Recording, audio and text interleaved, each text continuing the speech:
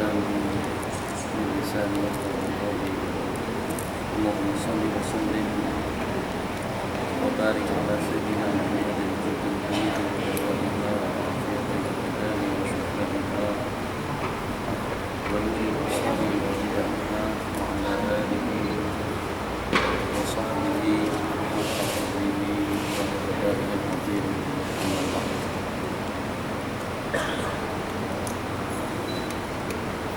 ويسر ولا تعسر ربي دمري بخير. Alhamdulillah dengan anugerah rahmat taufik dan hidayah dari Allah sintanya mati dapat kita laksanakan ibadah di masjid yang cukup lumayan indah dengan udara dan dengan suasana yang sejuk dan hening, dan juga dengan jamaah dan juga dengan kumpulan yang mulia. Ini sebagai suatu nikmat anugerah yang Allah berikan kepada kita, yang dengan kita dijemput oleh kami untuk datang sebagai bertamu Allah Jalla wa'ala, dan kita dilayakkan atau dipilih daripada sejumlah sekian untuk menjadi wakil kepada lingkungan dan juga dengan jamaah yang ada di sekitar Masjid Al-Maghmudiyah. Dari sudut pandang sama dengan ayat yang berbunyi ya ayyuhan nasu mutmainnah yarji'i ila rabbiki radiyatan mardiyah fadkhuli fi ibadi wadkhuli jannati. Merujuk daripada surah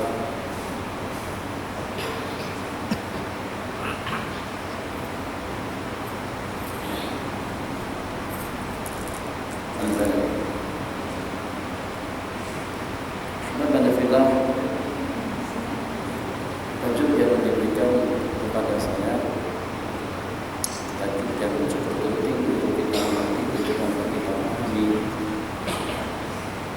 Tapi suasana masih belum mendukung dan masih belum menggugah untuk kita bicarakan tentang tajuk yang dipinta oleh PJK, yaitu peranan umat terhadap sunnah dan juga peranan kita sahabat kita terhadap nabi sunnah wal jamaah. Tajuk yang dibicarakan cukup besar, sepatutnya kita memberikan sedikit ruang dan perhatian.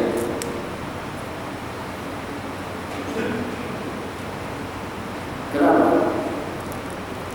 Sebab kita adalah bagian daripada umat, dan juga pembicaraan yang kita bicarakan itulah merupakan salah satu daripada kewajiban yang diwajibkan kepada kita untuk kita pahami dan juga untuk kita amati, supaya dengan kita dapat tahu di mana posisi kita dalam pembicaraan yang kita bicarakan. Memang kalau saya melihat tadi daripada saudara yang sudah yang di sini, ramai yang sudah menggunakan kursi waktu melaksanakan sembahyang maghrib, dan juga ramai yang sudah berumur lebih daripada 60 tahun.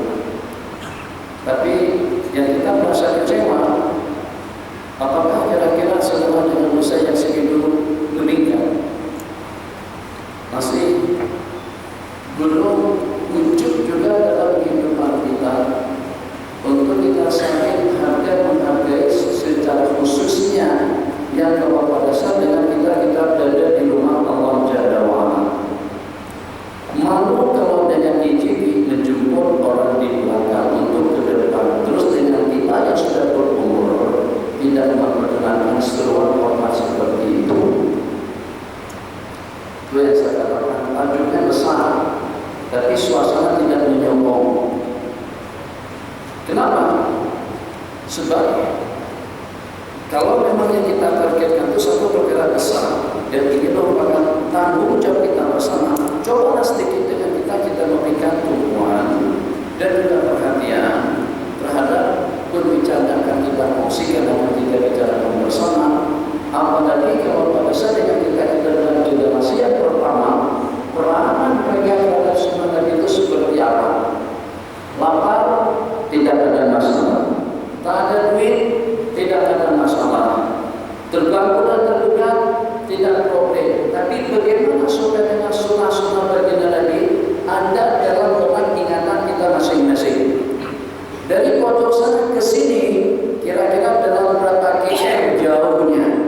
Kalau dibandingkan dengan pengorbanan yang dilakukan oleh para sahabat yang berkisut, tidak ada kendaraan, tidak ada kereta, tak ada motor, jarak yang sampai sekian ribu mil itu ditempuh dengan berjalan kaki. Kalau ada yang lebih mewah, itu dengan kendaraan seumpama kuda, itu dalam rangka untuk mempertahankan tanggung jawab mereka terhadap agama Allah Jalla wa'ala. Mudah-mudahan dapat saya pahami apa yang saya maksud. Hanya seakan maju ke depan untuk kita sedikit meraihkan majlis, bukan meraihkan saya tidak mengharapkan diraihkan dan diperhatikan oleh tuan-tuan dan puan-puan, tapi raihkan anjuran daripada masjid. Seketika mengajak kita berkumpul, jauh mana langkah yang harus kita langkah, banyak mana pengorbanan yang harus kita korbankan, sejumlah berapa duit yang harus kita belanjakan, tidak ada. Hanya setakat melangkahkan kaki sebagai tetamu Allah Jalla wa'ala di tempat yang paling mulia, dalam satu majlis yang paling mulia, dan juga dengan pembicaraan yang mulia insya Allah tentang peran umat terhadap sunnah-sunnah Rasulullah SAW. Saya mulai dengan cerita pertama, peran generasi yang pertama terhadap sunnah Rasulullah SAW. Apakah kira-kira dengan Sayyidina Anas bin Malik radhiyallahu ta'ala anhu, kanak-kanak tapi dewasa, kanak-kanak tapi cerdas. Usia beliau seketika dihadiahkan kepada baginda Nabi tidak lebih daripada dalam 10 tahun saja. Abang usia berapa? Usia berapa? Umur berapa? 9? 13. Hah? 13. Abang ada 13 tahun. Sayyidina Anas bin Malik seketika diberikan dihadiahkan kepada baginda Nabi itu pada masa usia tidak lebih daripada dalam 10 tahun saja.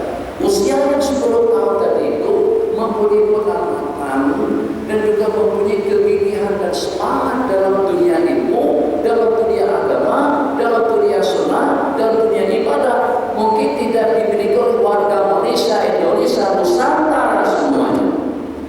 10 tahun.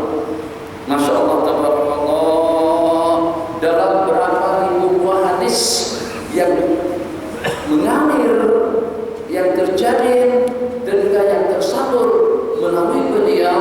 An Anas bin Malik radhiyallahu ta'ala anhu qala Rasulullah sallallahu alaihi wasallam, An Anas bin Malik an Nabi sallallahu alaihi wasallam. Bukan saja itu dengan kita yang ada di bawah situ, atau dengan kita tadi saya tengok ada kita hikam di sana, dalam beberapa puluh riwayat hadis-hadis yang diriwayatkan oleh Sayyidina Anas bin Malik radhiyallahu ta'ala anhu, dan juga dengan seumpama hadis-hadis yang diriwayatkan oleh Sayyidina Abu Hurairah, Sayyidina Jabir bin Abdullah, Sayyidina Abu Sa'id bin Khudri, Sayyidina Aisyah radhiyallahu ta'ala anha, dan juga dengan Sayyidina Abdullah bin Abbas, Sayyidina Abdullah bin Umar. Ada 70 orang daripada sahabat, ada 7 orang daripada sahabat Nabi yang terbanyak dapat meriwayatkan hadis-hadis Rasulullah SAW yang satu persatu daripada mereka lebih daripada 1000 buah hadis. Kita nak tanya, dengan usia kita masing-masing, Abang 30 berapa? 30. Oke. Saya 53. Dengan usia kita masing-masing, kira-kira sudah terdapat berapa jaringan bisnis ibadah yang akan mengalir kepada kita daripada jaringan ilmu, daripada jaringan ma'rifat, daripada jaringan takwa, ikut jenjang usia yang sudah berlangsung daripada kita, yang pada waktu kita meninggal dunia, maka daripada jaringan tersebut kebaikan akan tetap mengalir masuk ke dalam dokumen kita masing-masing. Tuh, kalau kita bertanya seperti itu, dan juga dengan peranan kita terhadap hadis-hadis Rasulullah yang diriwayatkan, begitu juga dengan agama yang dibawa oleh baginda Nabi dengan dua nur, dengan dua pancar cahaya. Nabi kita bersabda, "Ta'atu fikum ma in tamassakum lan tadillu abada." Aku telah meninggalkan kepada kalian yang kalau pada saat dengan kalian berpegang teguh dengan keduanya, niscayalah kalian tidak akan sesat selama-lamanya. Yang pertama kitabullah, dan yang kedua hadis-hadis Rasulullah SAW.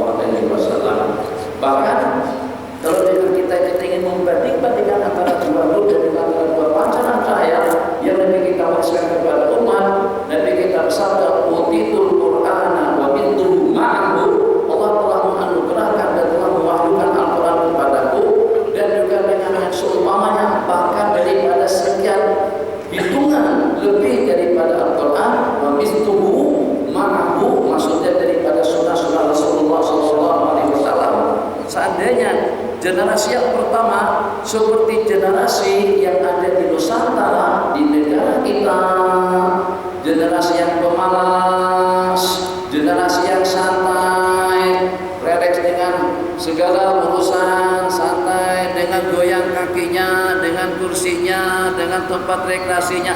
Kalau terjatuh goyang seperti itu, nego seperti itu, saya tidak akan bersumpah, cuma hanya setakat memperkatakan lafaz sumpah demi Allah, agama tidak akan sampai ke negara kita.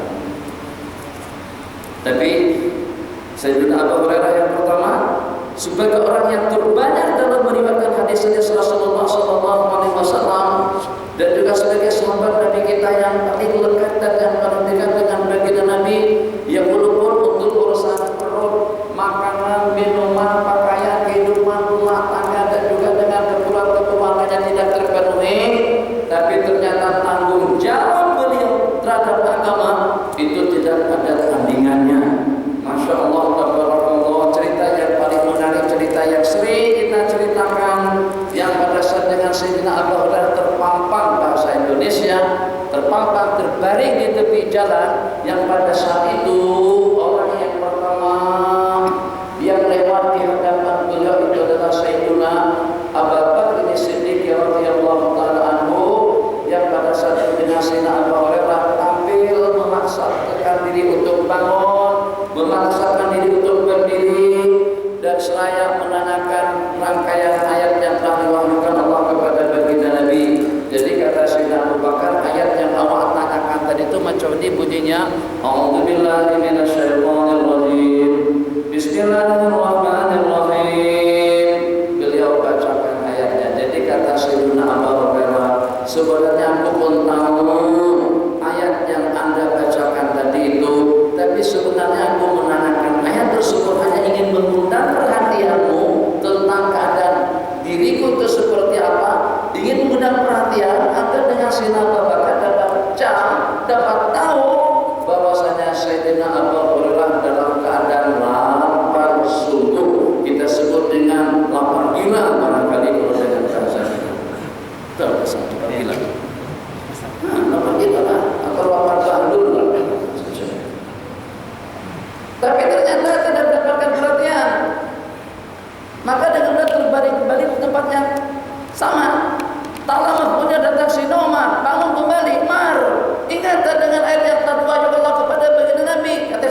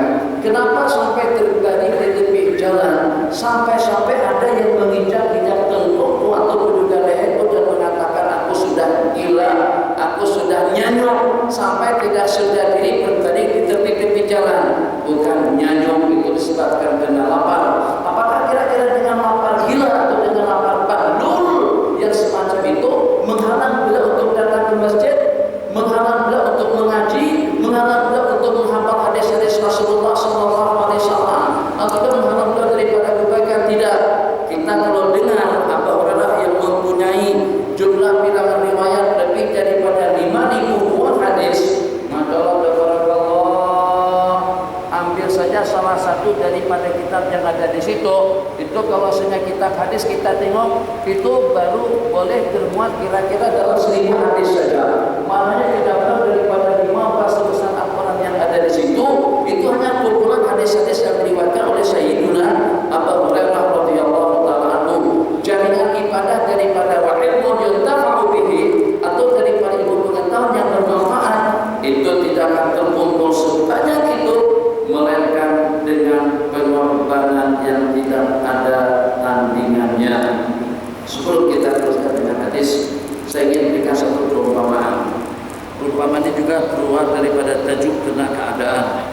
Pada saat majlis halaqah dzikir berlangsung di Masjid Nabawi, maka pada situ datang 3 orang daripada sahabat yang agak terlambat. Setelah yang 3 orang tadi itu datang, salah satu daripada yang 3, ini peranan kita terhadap sunnah dan pemahaman kita terhadap keinginan daripada bagi bukan keinginan daripada HJT atau masjid. Apalagi kalau dengan saya tidak lebih daripada sebagai tetamu yang diminta untuk hadir di sini. Allah Haji, kalau tetamu datang ke rumah Tuan Haji, tetamu duduk di belakang, Tuan Haji di tengah-tengah rumah. Di rumah Tuan Haji besar macam ni, tamu duduk di belakang situ, Haji tersinggung tak? Sudah pasti. Hah? Sudah pasti. Sudah pasti. Ini sekedar bisa saja kepada korban yang duduk di belakang, atau kepada pakcik-pakcik yang duduk di belakang. Gimana kalau pada waktu kita menjadi tetamu Allah?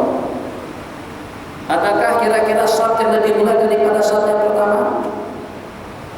Adakah kira-kira dengan tempat yang paling mulia daripada mihrab untuk tiap masjid yang kalau pada waktu kita bersumpah yang kita sebut dengan yaminul kasana, atau pada waktu dengan seseorang melakukan mubahalah, atau juga dengan sumpah li'an dengan 5 kali sumpah, di mana disarankan, di mana disyurkan dengan 5.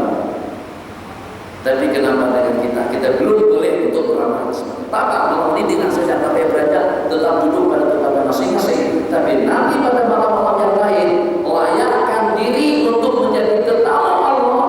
Halaqatul zikir, syarat yang pertamanya kalau pada waktu kita berada di majlis zikir, di majlis ilmu, satu untuk kita menurunkan menjemput rahmat agar turun.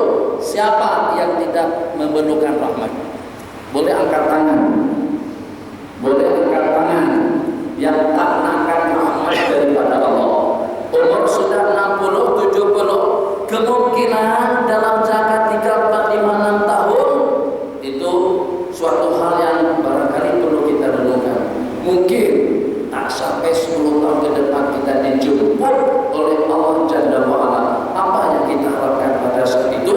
Salah daripada ulama sufi mengatakan la yatibul lail, tidak terasa nikmat di malam hari, melainkan dengan bermunajat kepadamu, dan tidak terasa nikmat di sepanjang hari, melainkan dengan melaksanakan ubudiyah kepadamu, dan tidak ada arti dan tidak terasa nikmat beralih ke alam akhirat kalau pada saat dengan kita tidak mendapatkan rahmat-Mu atau rahmatnya Allah Jalla wa'ala.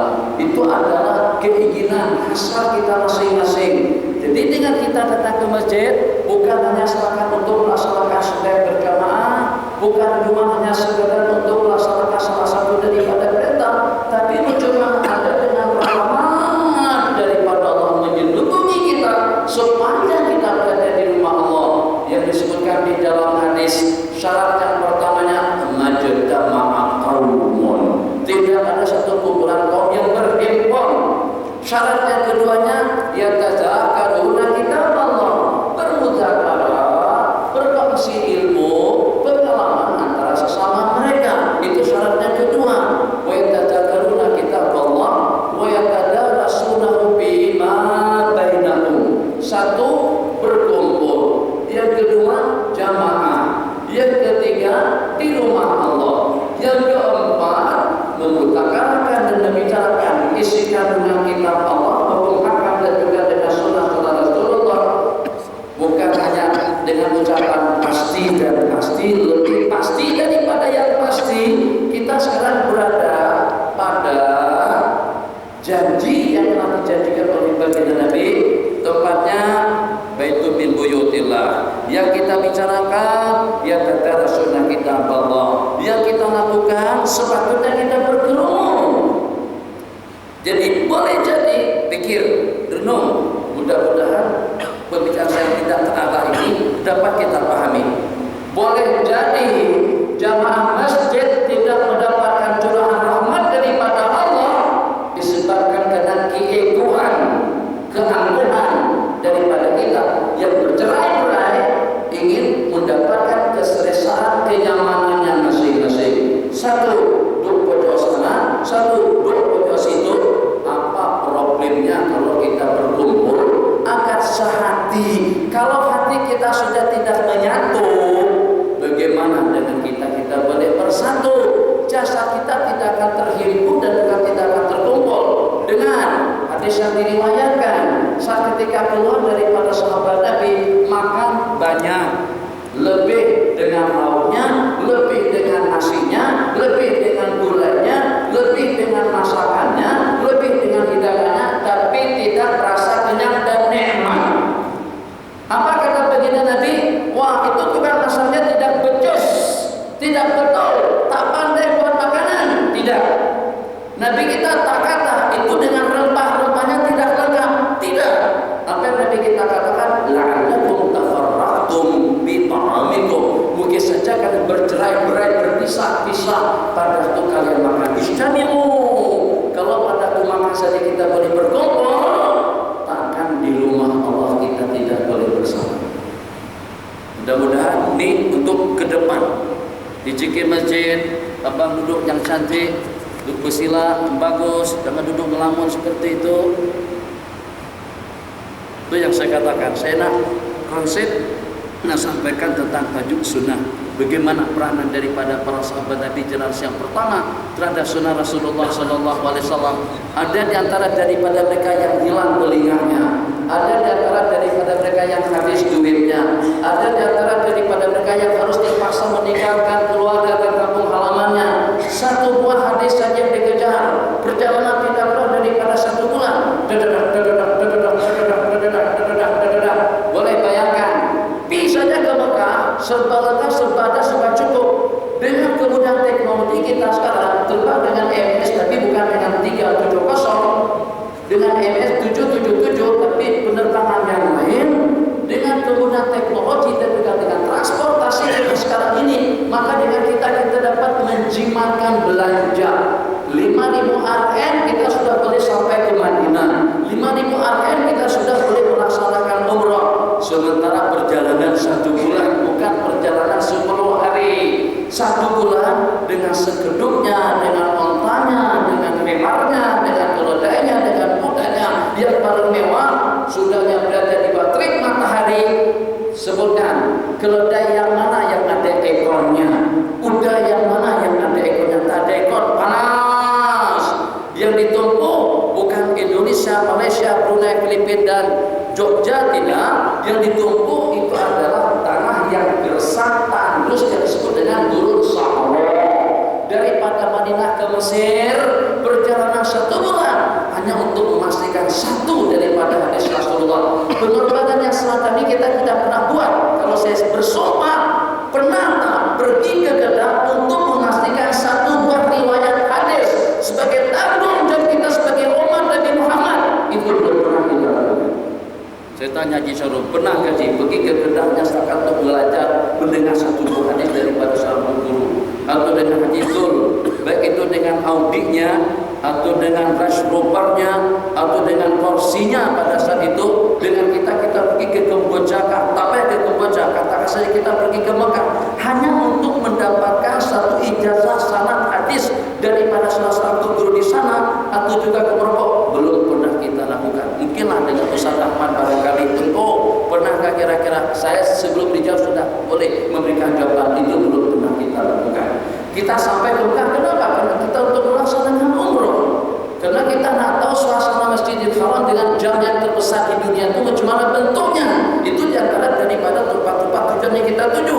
Kalau kita tanyakan ke Cina, pernah sering, Jepun, mungkin Eropa berkali-kali, tapi itu untuk kepentingan bisnis, untuk kepentingan agama, yang pada saat itu dengan mereka berkorban demi untuk agama, dengan menghabiskan duit, harta, tenaga, dan juga dengan kekuatan mereka, yang sehingga Masya Allah, kenapa orang Melayu pakai songko, kenapa orang Melayu pakai jubah atau pakai baju kamis, kenapa orang Melayu tuh menulis samping masjid, di sana tulisannya Allahumma ini, Allah min as'aluka min fadlik, tuh doa keluarnya Allah min as'aluka min fadlik, ada tidak kurang daripada 4, 1, 2, 3, 4 tulisan yang semacam itu.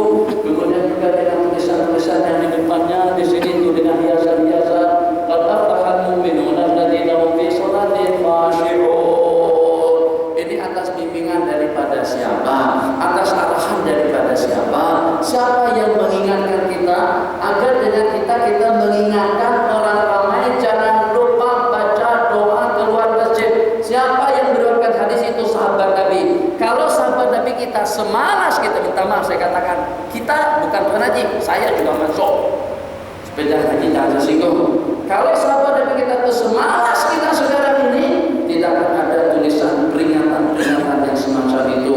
Mungkin Jumat kita tidak tahu saat yang pertama, mungkin dengan jamaah kita tidak tahu dengan wirid dan zikir yang dibaca, mungkin di waktu pagi dan petang kita tidak tahu amalan yang sepatutnya untuk kita amalkan, mungkin juga dengan perkara-perkara ibadah yang kita laksanakan tidak tepat dengan pedoman sunnah dan juga dengan pedoman hukum.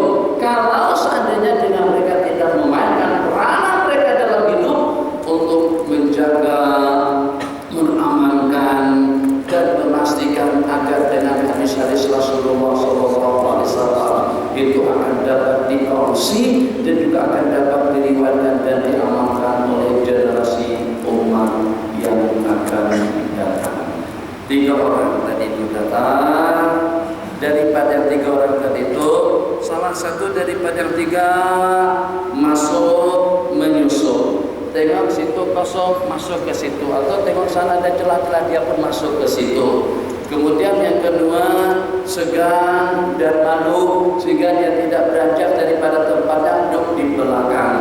Sedangkan dengan yang ketiga lagi, setelah tengok orang sudah terkumpul di masjid, maka dengan dia tidak pikir panjang, dia pun patah balik ke rumahnya. Lepas pemandangan dari itu berlangsung, maka nanti kita komen. Tapi kita bersabda, inginkah aku perkenalkan tentang keadaan daripada 3 laki-laki tadi itu?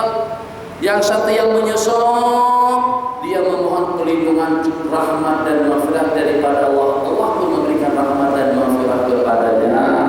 Sementara yang satunya tadi itu segan dan malu, maka Allah pun juga tidak menghiraukannya.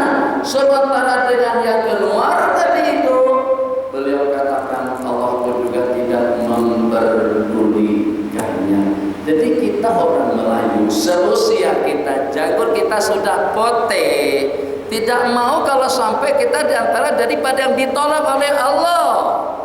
Tidak mau kalau sampai dengan kita tidak santun dan juga tidak hormat di rumah Allah. Tidak mau kalau sampai dengan kita menjadi asbab sahabat-sahabat kita tidak mendapatkan rahmat Allah. Sebab nanti kita bersabda, majtama'a qaumun, tidak ada daripada satu kumpulan kaum yang berhimpun.